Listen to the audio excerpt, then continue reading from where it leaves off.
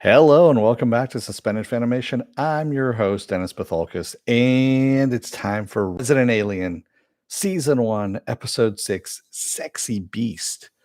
Welcome, everybody. Let me take care of some business first, and we'll get down to it. If you like what you see here, like, share, and subscribe. If you're on the fence about subscribing, take a look at the video that pops up at the very end here. And basically what YouTube does, takes the algorithms of all the stuff you've been watching, tries to match it as best as possible. One of the videos in my vast video library and pops it up there just for you. And if you like what you see there, hit that subscribe button down there. Also, if you want to know when I'm be on live again next, you hit the bell down below. It's a 50-50 chance of YouTube actually notifying you. Best thing to do is go to suspendedfanimation.com. Take a look at the schedule I have up there. I change it out every week. Also, I have all the links to my social media. So Twitter, Instagram, Patreon. No tier sub on the Patreon, but I'm very, very close because I'm 21 people away from 1,000 subscribers. That is my goal. And once that happens, then I'll set up tiers where basically you guys get stuff for the money that you give me. That's how it goes. Also, I have the links to this YouTube channel, my Facebook page, and for those of you who still have Facebook, a Facebook group page where you guys can post stuff and chat amongst yourselves. All right. Spoiler alert, I am going to spoil the episode. If you have not seen the episode, go and watch it. Come on back. This will be a video you can comment down below in the comment section. All right, you've been warned. So, we got some new characters in this week's episode. We got the General, played by Linda Hamilton. So, this is a worst kept secret of anything. I mean, when she was cast, actually, they already knew what she was being cast for and everything. And I saw the news. I actually reported it, I think, on Saturday Morning Blast Off at one point. And it's great seeing Linda Hamilton come in as a badass. We get her backstory of her seeing a ship when she was a kid with her dad in the lighthouse. And was that David Harbour that was playing her dad on that? Because that looked like David Harbour to me. I couldn't. No, it's David Logan. Excuse me. No, I take that back. It might have been David Harbour. I don't know.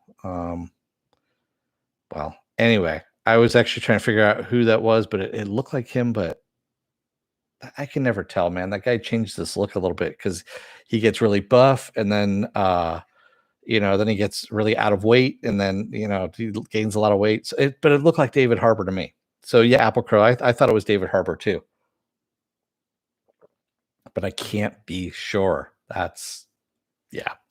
He does stuff like that. I mean, he does like big, huge movies and he does like a little role like that. So who knows? So yeah, she's a general now, and we find out a little bit of the backstory too of Logan and Judy, David and Judy, I should say. And that basically David was under the general, and when he brought up the whole thing about UFOs to a meeting in front of everyone else, she basically said, "Oh, you need some mental time off," and then actually conscripted him to work for her in private. Yeah. Oh God, I knew that was going to flush you out. Mufinobi was the title of this one. And also we get Dr. Ethan Stone. We get a competent doctor. Well, we get a real doctor, I should say. And yeah, that was actually pretty funny. And if Dr. Ethan Stone looks familiar, the actor playing him, of course, is Michael Cassidy, and he has been in a ton of stuff. The one for me that I always remember is Zoom, the movie Zoom with Tim Allen about superheroes and stuff like that. He was the the kid that can make stuff disappear. Was it? Yeah. So yeah, he was in that. And I was actually kind of I knew he was still acting, but yeah, it was kind of a pleasant surprise. So this episode actually had some really good dialogue in it. The whole thing with Harry being jealous of the new doctor, I finally understood. I finally understand what the word douchebag means, which made me fucking laugh. I mean, the dialogue in this one was actually pretty well written in this one. Also the whole thing with Darcy and yeah, I'll help you in a minute once I'm done with helping Mrs. Chlamydia over there. And then Mrs. Chlamydia, I'm Miss Chlamydia. Mrs. Chlamydia is my mother. That kind of shit made me laugh. It really did. That actually felt more organic The dialogue in that. And I'm one thing I'm really glad of, we didn't have the kid this episode. We didn't have any of the kids this episode, and I actually really like that. I don't know why the kids just really fucking annoy me. They really do, and I'm okay with them not being in this episode. Um, and then Harry also just drugging that poor woman. I mean, just knocking her out so he can go up on the mountain, the glacier, and take a look for more parts for his ship, which he finally gets completed. He gets the part done. He needs of course, to put it into the ship in order to get his engine running again. And he also needs to find still the device that is going to kill every human being on the planet. And of course, the general has his ship. We saw that the general actually took his ship about a week ago. And yeah, we end up with Harry uh, confronting the military at that point. Well, he ends up at the spot where his ship was, and instead finds the military there instead. Apple Crow says, also, I don't think we saw his alien form in this episode at all. I think you're right, Apple Crow. We didn't. No, we didn't see his alien form in this at all. Yeah. I'm okay with that too. I mean, though the one thing I am kind of disappointed about in the show running aspect of this is that Harry is kind of inconsistent. Sometimes he's smart, and then sometimes he's really dumb in later episodes, and it doesn't seem to be consistent. And that's the fault of the showrunner, by the way. So the showrunner is supposed to keep things consistent, and yeah, I'm not too jazzed about that. We're also getting a little bit of traction more on the murder as well. And now it seems that Asta's ex-husband is involved in all of this as well. He might be the pharmacist. At first, we thought it was Jay who had been stealing the prescription pads, but nope, it's her asshole ex-husband. Go figure on that one. And but I doubt he's the one that actually killed the doctor, because we found out there was botulism that was put into his insulin, and we also got the deputy. She's actually being recognized for the work that she's doing now too, and that is actually pretty good, you know. Everyone kind of got a little bit of a boost on this one, I should say. All the characters got a little bit of a boost. Writing wise in this episode. And I don't know. Well, the sheriff, they're still kind of they've got his own story in the works with his dad and everything, and they've kind of left that off to the side a bit. I mean, the whole comedy aspect of him trying to break the kid, and instead just revealing a lot more about himself to the kid than the kid to him. Um, it was okay, but it was kind of unnecessary. Um, Applecross said not being able to figure out the basic mechanics of a coffee. Yeah, that's what I mean. There's stuff like that where he just kind of gets dumb, and it's like he's been there for a couple of weeks now. He knows how that coffee maker works, especially if he's been drinking coffee. So I mean, yeah, I don't know. Yeah, and I agree with you, Applecross. I'm glad they started giving Liv a break to Deputy Liv and recognize her a little bit more. Um, and then seeing the whole crew that I guess grew up in the same town as a bowling league. So you got Darcy, you've got Liv, you got Asta, uh, the other woman from the bar. I can't remember her name now. And then there's a fourth, of course, a fifth, and they're looking at the new, Asta's ex-husband's new victim, I guess it is, and they're like, "Run, babe! Run for your life! Run for your life!" And they're trying to film it as they're saying this, and then no, we didn't have it filmed. Come on back. Can you do that all over again? Like I said, you're starting to get this kind of small town feel now that the first couple episodes were really, really lacking. And I think the writing's actually starting to come together now, other than Harry just kind of bouncing around between being smart and dumb, smart, dumb. Yeah. So not a bad episode. Like I said, the dialogue in this one just made me laugh. It really did. Uh, I now understand the word douchebag, and I know it's mainly Alan Tudyk's delivery on this, and I have a feeling that his voiceover work that he's done has helped him tremendously in his acting. He's already a great actor, he really is, but the delivery in stuff that he's been doing with his voice and then also with his body and his actions. I mean, the whole thing with the forced smile, the fakes. She's like, Darcy, when they're up on the glacier, when she sees him up on the glacier and he's doing the weird, she goes, "Well, what are you doing? Don't I have nice teeth?" Kind of thing. And that was just making me kind of laugh. Yeah. I don't know. Uh, what's your question there, Apple Crow? You have some question marks? What's that about? The bathroom's down the hall to your left, by the way. Uh did you delete that pen? Or what did you, Penn says when he was describing to his wife what he was going to do to her, it was, yeah, oh yeah, the I'm going to have you take off your brassiere because it mocks me, and free your teats, and yeah, that whole thing.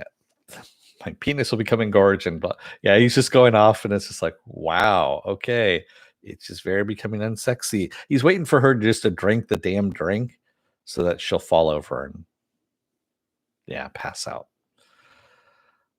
Especially the left one. Yes. Applecrow says, I was saying, looks like I was wrong about the two government agents being aliens. True. Yeah, they. I'm finding that the simpler explanation now is the better one, especially for sci-fi shows, just because if you really want to get into it, the whole thing about Dr. Ethan Stone, I thought he was an alien at first. I was like, is he going to be a fellow alien just because he's a little too perfect? I'm like, no, he's just a douchebag, is really what he is. He's one of those um, more than perfect doctors that are out there. And I mean, I don't know if these people actually exist in real life, but you've seen them in TV shows mainly, where, yeah, I worked for Doctors Without Borders and I rescue kittens and puppies in my spare time. And yeah, all that kind of stuff. And that's kind of who this doctor is. Yeah. The whole thing with him and Darcy, and you can tell he does not fit into this town, Dr. Ethan Stone, either, because he's not weird like everyone else. That was one of the things that Asta had said to Harry when he was leaving is I'm glad to see that your weirdness, hasn't left you. And he goes, you're weird too, is what he says. And then later on, you're seeing Dr. Ethan Stone trying to be nice to Darcy in the morning. He's making her breakfast, blueberry pancakes and a frittata and all this stuff. And she's kind of weirded out by that and just kind of takes the plate and says thanks and bye and leaves because it's not normal for her. And that actually, like I said, this whole town feeling, small town feeling, is starting to come together now because of the writing. And they just need to kind of bring Harry into that as well, and make him more stable as a character, I think, at this point. Yeah. Applecrow says, did Google delete my post because I said government spooks in the first one? Oh, that's kind of weird. Maybe they are listening to on you, Applecrow. Maybe they're watching you through the window right now. Penn Farm Girl says he was on Smallville. I don't remember him, but he looks so familiar. You're talking about Dr. Ethan Stone? Yeah, so he was a kid on Zoom, the movie Zoom with Tim Allen about superheroes. He's been in other stuff too. I mean, he started off as a child actor and has, grown up because, we all get older. But yeah, no, it'll be fun to see what happens with this. And yeah, now that his ship can fly, well, once he puts that piece in there and he gets the ship back from the government and also can find his extinction pieces. So this is the other thing that kind of bothered me about this episode was we had the previous episode where Harry is becoming more human and realizing that maybe humans shouldn't be just snuffed out because of some of the redeeming qualities that he finds, and then he kind of bounced back in this episode where he's just kind of like, yeah, I'm a human killing machine. If they all knew about it, then you know they'd be worried, kind of thing. And like, for example, his wife, they're sitting there in the pub, in the 59, and she goes, I think we should move back to New York. You really like New York. And his voiceover is, and now comes the fork in the neck. He's got the fork ready, sitting off on the side. And that kind of made me laugh. It really did. Even though it was really fucking dark. Stuff like that. But again, you need to be a little more consistent on this. And yes, he was Jimmy Olsen in Batman versus Superman pen. The fuck you from Snyder, who basically said, "Oh yeah, fanboys love Jimmy Olsen. Let me kill him off in 5 seconds in Batman versus Superman, because yeah, I want to piss off as many fans as possible." He literally said that he literally killed off Jimmy Olsen for fun in that movie. Don't get me started on that one, but yeah. Penn says I need to rewatch this episode. A lot of lines. Yeah, a lot of lines made me laugh in this one too. It really did. Like I said, good writing, but again, they need to make the character of Harry a little more consistent and more stable. Yeah. Fork to the neck. Yeah. And also I do love Harry describing all the people in the bar, because his wife's like, everybody in here. He goes, yeah, a guy who has cancer and pees himself, one ball. Oh man. Yeah, it was so wrong. I mean, he just knows them by all their ailments. And that's what he's calling them. Oh, yeah. Apple Crow says, holding together the season finale needs to knock it out of the park. I agree with you, Apple Crow. In order for this thing to actually have legs, I mean, it already, it hobbled its chances by being on SyFy. It really did. But in order to really like knock it out of the park, like you're saying, it needs to stick the landing for the finale, where most likely he's going to have another ship. I'm going to call it right now. His homeworld is going to send another ship for him, and that's where it's going to end, is where the ship is going to find out why he hasn't completed his mission. He's going to find the device, but decide not to use it, and then he's going to have to explain to his people why he hasn't used it. Yeah. In New York, there is law and there is order. Yeah. Penn says if it does knock it out of the park, SyFy will cancel it. Yeah, that's true too. Yeah, even if it's popular, SyFy will cancel it because, they're dicks. Well, I don't know. Well, they did owe Alan on this one, especially for Con Man, with what happened with Con Man. Con Man should have really taken off, but they dicked him over on that one. And I think he owned that one, if I'm not mistaken. I think he owned the rights to that show, Con Man, and then they took it from him when they did it on SyFy, and then they didn't bother doing it anymore.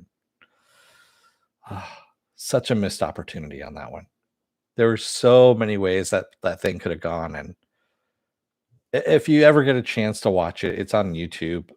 Con Man is great, and him, Nathan Fillion, Sean Astin, Will Wheaton's in it. Pretty much everyone who has acted in a SyFy film and all this stuff, and they're all playing different versions of themselves. I think, although Sean Astin is playing himself, if I'm not mistaken.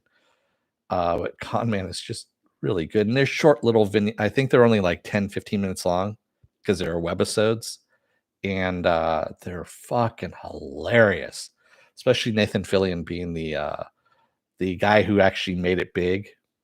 Yeah. Penn says the hot girl from Battlestar. The other one. The other one. The other, yeah. That was actually a good. That was a good line.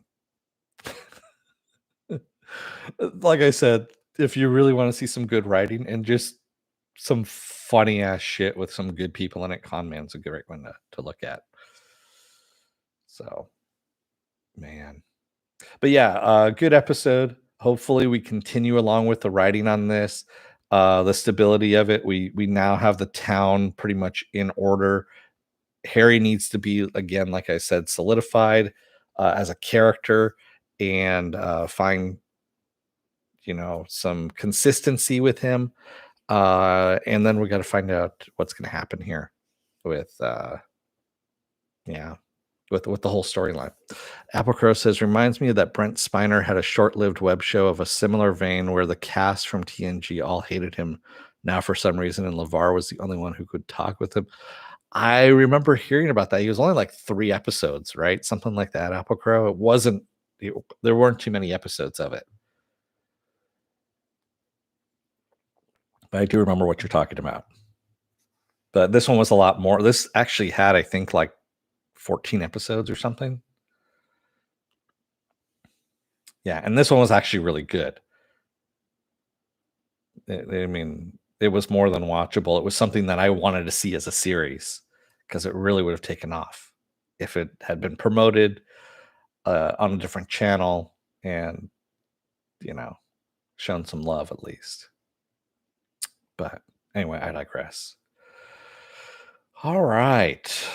What else do I have going on this week? Well, there's this little thing tomorrow. I don't know if anyone's really watching it, called WandaVision. Yeah. So the season finale of WandaVision is tomorrow. I'm fairly sure that the internet's going to blow up at midnight or 12:01 p.m. my time, 3:01 a.m.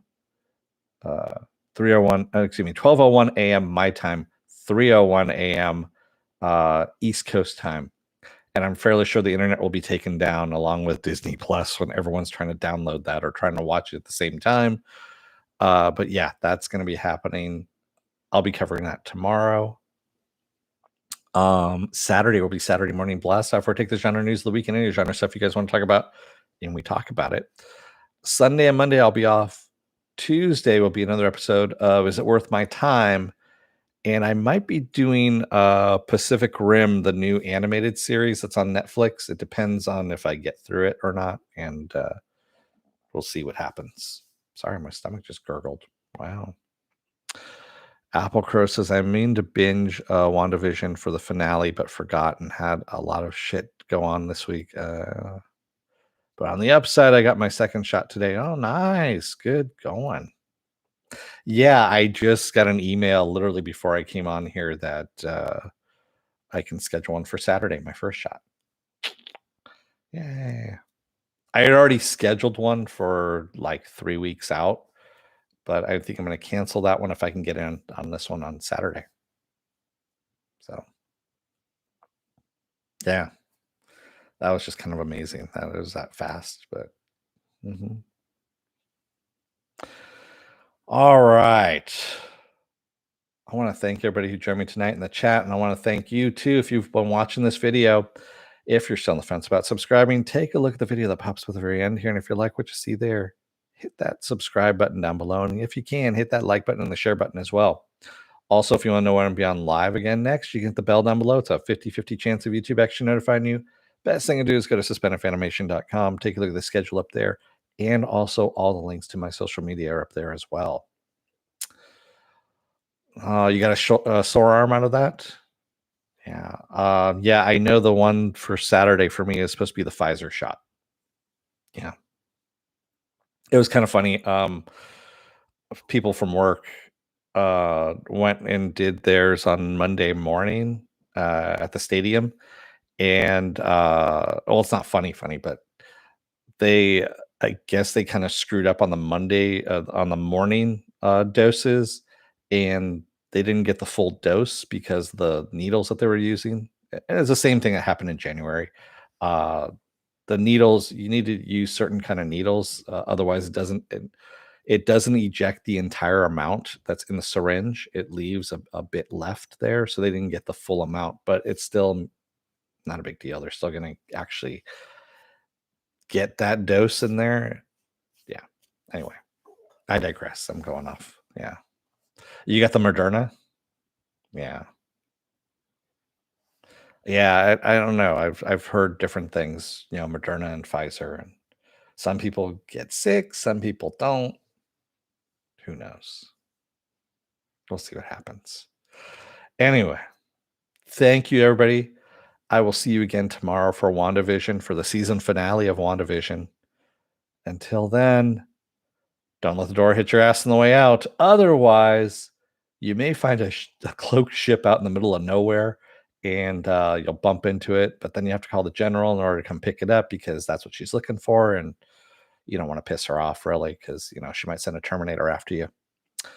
So, yeah. Thanks, everybody. I'll let you guys go. Oh, Penn, what was that? He had the Pfizer shot, huh? No issues. Nice. Great. Cool. Thanks, everybody. I will see you again tomorrow. Until then, stay safe, be well, take care. Wear those masks and get those shots. Thanks, everybody. I'll see you again tomorrow. Have a good night.